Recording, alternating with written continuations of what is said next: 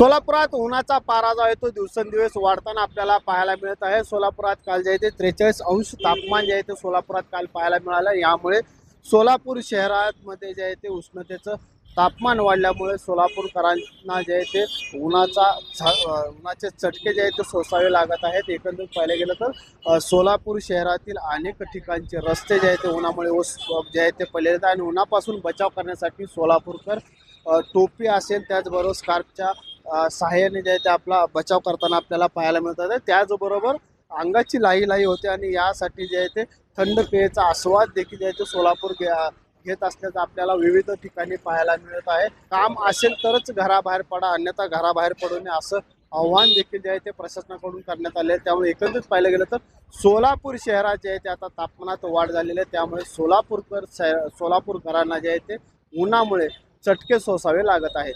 वसीम अत्तार, लोकशाही न्यूज, सोलापूर।